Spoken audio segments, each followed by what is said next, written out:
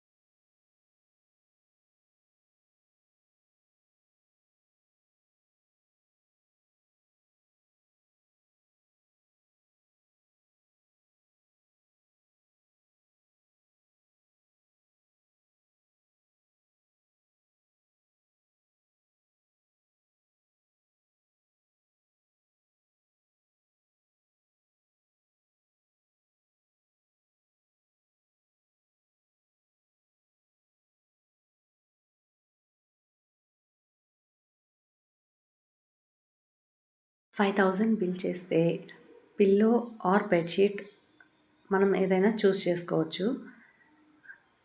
మనం ఏది కావాలి అంటే అది ఇస్తారు.